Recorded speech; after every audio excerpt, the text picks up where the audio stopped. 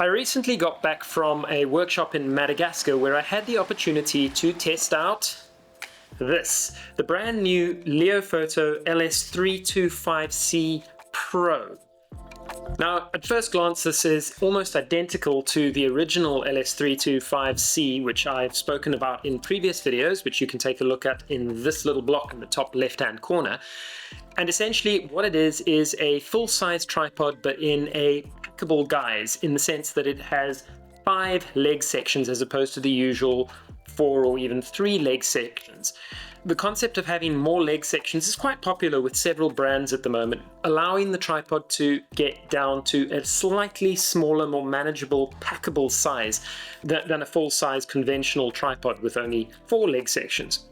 But Leofoto have actually gone and refined the tripod quite significantly in a number of ways. So although it looks still fairly familiar and pretty much the same as the old Leofoto 325, it is somewhat better thanks to those refinements. So let's dive into the specifications and how I actually found working with this particular tripod over the last 2 weeks shooting through the north of Madagascar. As a little bit of a plug, I am the co-owner of Nature's Light, which is a photographic travel company, and we run workshops in various parts of the world. If you're interested in joining one of these workshops at some stage, take a look at the website natureslight.co.za to see our upcoming itinerary. The most immediate difference between the original 325 and the current 325 Pro is the very different look to the actual carbon fiber weave on the legs itself. The original carbon fiber weave was already really good, and it consisted of 10 layers of carbon fiber weave. The new design uses a slightly different weave pattern, which actually promises greater rigidity. Impressively, this has meant that the legs are actually that much stiffer and more vibration free when you're actually working with it compared to the older design. That isn't to put the original design down in any way. This new design just happens to be that much better. The actual weave itself is quite attractive as well, and it looks almost like rockets taking off as opposed to the old sort of crosshatch design that you would see on the legs themselves. The next most immediate difference between the old version of the Ranger 325 and the new version is the leg locks themselves, which take their design cue from the waterproof Poseidon series of tripods. The original leg locks had a full rubber shroud around it, which was really comfortable to grip, and I have no complaints about it. But after many years of use, there is the potential for those rubber shrouds to basically come loose and start rotating around the duralumin leg lock itself. The new design compensates for this by having a full duralumin leg lock itself, but with thick rubber inserts glued into that. So it means that you have the comfort of the rubber grip, but you don't have the rubber grip that can potentially come loose and start rotating around the leg lock itself. The next and very important upgrade to the leg lock itself, and this is incorporated from the Poseidon series, is the fact that it is water resistant, or waterproof if you want to call it that, in the fact that it has a O-ring at the top of the leg lock itself and an O-ring at the bottom, which basically minimizes the amount of dirt, salty water, and gunk that can get inside the leg tube itself. You actually notice this very obviously when you pull the legs apart, because there's now a whoosh of air as you push it back in. I think that's fine again. There we go, right. So you can actually hear the air being expelled at the top of the leg itself because of those O-rings basically stopping water from coming into the leg locks themselves. So just that, the improved weave of the carbon fiber and the leg locks themselves, the upgrade to the Poseidon series leg locks, means that the leg itself is somewhat more rigid than the original Ranger 325. But Leofoto have gone further. They've also redesigned the apex itself. So when you look at the spider, apex, or shoulder, depending on which term you want to use for the actual top of the tripod, you'll see that it has also been redesigned slightly. And most importantly, there is a third angle lock on the legs themselves, giving yet another angle to your legs. And I'll put the actual angles up over here so you can see the actual angles that the legs can be set at. And this basically improves the handling of the tripod itself, as the original tripods only had 3 leg angles available to them. The apex itself is also sort of slightly refined in some of the design tweaks and the way that it is being cut, but it still retains all the core features that you would have seen on the original Ranger. So there is a 1/4 inch thread at the base of the tripod so that you can hang a weight from the tripod itself to improve its rigidity in windy conditions. And there is another 1/4 inch thread on one side of the tripod so that you can attach things like magic arms and other accessories to the tripod itself. The apex still includes the tiny little grub screws so that you can still lock your ball head in if you want to have it completely fixed to the top of your tripod without any possibility of it coming off. Photographers who are familiar with the original Ranger series, or Summit series for that matter, will also notice that the pull for the actual leg locks themselves, or the angle locks, has been refined and is slightly more comfortable to grip and pull out. Although in use, I still find that when I'm in the field, if I have the legs fully out, you can't necessarily pull that leg lock out because it's wedged up against the side of the apex angle. Not a problem, and as I've suggested in other tripods, a gentle tap to the legs and then the actual angle lock will be able to pull out. Pulling the tripod legs down, and you will notice again that the leg lock angle just springs back in each time you go down one of the notches. The full height of the tripod when it is extended to its maximum height is 1,530 millimeters, or 1.5 meters basically. That includes the height of the head, incidentally. The head itself is about 10 centimeters. The head here, which the tripods come with in a kit, is the very well regarded LH-40 ball head, but it comes this time with the newly upgraded lever release. So it makes for a really, really easy to use and durable combination when you're out shooting in the field. Of course, although Leofoto had given the 325 Ranger Pro the Poseidon leg locks, they haven't given it all of the features of the Poseidon. So the Poseidon still stays slightly separate in terms of their lineup. Most notably, it does not have the titanium end caps at the bottom of the tripod leg itself. These remain the duraluminum tripod end caps that are basically consistent across the rest of the Leofoto range. As far as I know, the actual rubber stoppers at the end are also just the conventional Ranger ones, not the same as the Poseidon, which are titanium. These again are Japanese steel instead, but they still have the same design internally so that the little edge angles on the rubber itself have full stability when you're on a hard surface. Of course, included in the kit are a set of 3 spikes, and again, unlike the titanium spikes that come with the Poseidon series, or the Agulhas for that matter, these are just conventional Japanese steel spikes, which are still pretty good. Something else users of Leofoto tripods are going to also notice is it's all black. This might be because this is uniquely for the South African market, this particular tripod. You cannot get the LS-325 anywhere else at the moment unless the distributor of within your country decides to have them custom made for your region. If you're interested in this particular tripod and you are not in the South African region, you can of course still order them internationally through Nature's Light or Landscape Gear. You just have to deal with the international courier fees and potentially incoming taxes to your region. But these are available internationally, you just have to ship from South Africa, unfortunately. Working with the tripod is a joy, because that extra rigidity in the 5 leg sections does actually make a difference. And it's one of my core criticisms of the original LS-325 was that it was just a little less stable than a tripod like the 324, which only had 4 leg sections. Now, just through use, I'm noticing that there is more rigidity, and even when I'm shooting in waves, I'm finding there's less movement in the leg itself as the wave sort of hits you and it vibrates, basically. I can still get down to around ground level. So if the highest height is 1.5 meters, the lowest height is around 18 centimeters or 180 millimeters. So it's not quite ground level, but it is still very low.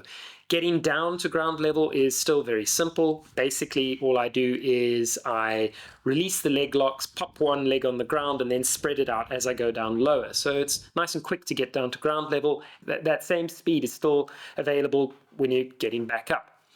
If there is a downside to the fact that there are 5 sections, it's because there are 4 leg locks. Now, my conventional way of opening or closing a tripod is to grab as many of the leg locks as possible, twist them once, and then extend and then lock from the top down again.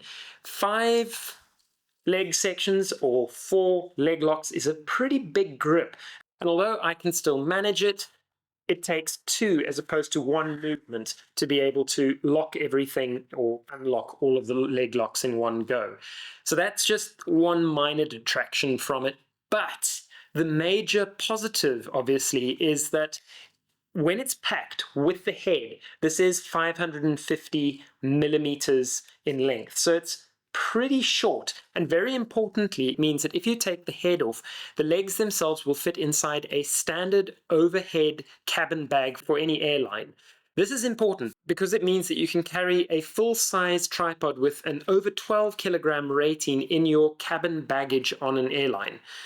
That's pretty impressive, as most tripods with this kind of rigidity and this kind of strength, they're a little bit bigger and require being carried by hand or going into the hold usually. So as a travel tripod, although it's a little bit heavy, as a travel tripod, this is pretty good. Going into its weight, of course, the full weight of the tripod is 1.996 kilograms, or 1,996 grams. Which means that it's only 1 gram heavier than the original 325 carbon fiber tripod. That's quite impressive considering the upgrade to the leg locks, the apex, and the new firmer carbon fiber weave.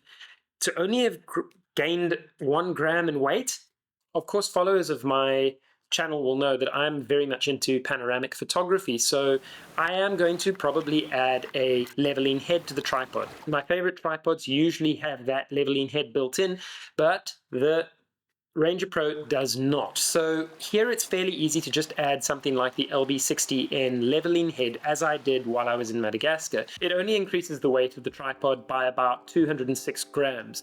So yes, it does make your whole rig a little bit heavier, but I personally think that's worth it if you're going to be shooting a lot of panoramic photography and you need to level your base. And yes, this is the other reason why the Rangers they're not so much unique anymore. Once upon a time they were, but there is no center column inside this tripod, which makes it very, very packable, of course, because the actual girth or diameter of the tripod is very, very slim. So essentially you've got more packability when it goes into your luggage or when it's strapped to the side of your camera bag. Overall, the new Ranger LS-325CPro is a worthy upgrade. I was not that happy working with the original 5 series, to the point that my favorite tripod was actually the extended version of the 324 with only 4 sections and 3 leg locks. In fact, my favorite tripod was the 324CEX, which has a self-leveling base attached inside there. However, in my sort of unofficial testing, where I've looked at the rigidity of the tripods themselves, this new Pro with its better locks and weave is actually more rigid than my old 324CEX, meaning that this is probably capable of more weight, because of course Leofoto haven't actually published what they believe its maximum weight carrying ability is. I suspect, though, that it is actually greater than the original 12 kilograms that was published with the original 325. It's just more rigid. It seems more stable, to the point that I would even try this little stunt with the tripod. And yeah, I'm a bit of a lightweight. I only weigh about 65 kilograms. Yeah, I'm that light. But it still manages it. That's pretty impressive. The upgrade to the new Ranger 325 Pro does come with a slight cost, and that is a literal cost and a bump in the price of about 1,000 Rand. The original 325 carbon fiber tripod with an LH40 ball head came to around 9,995 Rand, thereabouts. The new tripod, including the ball head, now is 10,999 Rand, but there is a bonus included over there. The original kit didn't include the lever release ball head. The new kit has the lever release ball head instead of the screw ball head, and I actually think the lever release is far, far superior. Changeovers very quick, and if you're using an L bracket for changing between horizontal and vertical format, the lever release is absolutely a no-brainer because it just makes the whole process that much easier and quicker. Similarly, if you're going to buy the legs on their own and you already own your own heads, the original price for the old Ranger 325 carbon fiber was 5,999 Rand, and that is now been bumped up to 6,999 Rand. For those of you outside of South Africa, I'll put the dollar-euro prices in over here. At least these are the equivalents, because of course you can't get this outside of South Africa at the moment. I have no idea if it's going to remain that way. So for a slight increase in price, does it make sense to go for the newer Ranger Pro series tripod 325 as opposed to the older one? In a nutshell, yes, absolutely. The small differences between the original Ranger 5 series leg and the new Pro series Ranger are enough to make it feel like a completely different tripod. It is just more refined. There's more torsion rigidity inside there. There's probably better longevity thanks to the O-ring seals on the leg locks themselves. I really like the addition of the extra angle on the leg stops so that you just have one more option when you're actually spreading the legs of the tripod and getting it into position. The packability is a big deal as well if you travel a lot like I do. This is a really competent tripod. Of course, I'd love to see it with a CEX Apex. Leofoto haven't actually upgraded or updated their CEX tripods yet with the new carbon weave legs. If you're looking for a really competent, durable, sturdy tripod, you don't need to look that much further than the 325 Pro. It's a fantastic tripod and a joy to use. To recap, the reasons why this is a better tripod than the original: it now has the new Poseidon leg locks with O-ring seals. It's got the tighter, denser weave carbon fiber legs, which make it just that much more rigid. The kit comes with an LH-40 ball head that now includes the lever release, quick release platform. These are all really big strengths for this tripod. It still maintains its weight under 2 kilograms and is packable. My niggles, if you want to call them that, are such that 5 sections take a little bit longer to set up, but having said that, some of the competition are putting 6 and even 7 leg sections out there, which is just bonkers because you do not get enough rigidity with a tripod with teensy little leg ends at the end. This is about as far as I would go, and I actually think this is probably more stable than the original 324, which only had 4 leg sections. So right now, in my opinion, in South Africa, I strongly suspect that this is the king of travel-ready full-size tripods. It's awesome. I'm certainly looking forward to putting it through further paces as I continue on other workshops in future and for my own commercial photography projects. Okay, that's it for the 325C Pro. If you've enjoyed the video, please remember to pop a like and a subscribe into the various blocks around the screen. Your support goes a long way in allowing me to continue making these particular videos. If you want to hear more about Leofoto's new Pro range of tripods, drop a message in the box down below and I'll try and get back to you. On that note, I will be putting out a new video fairly soon on the differences between the various 324s, because of course there are now multiple variants, including a Pro version of the original 324 tripod. Until then, catch you on the flip side. Cheers!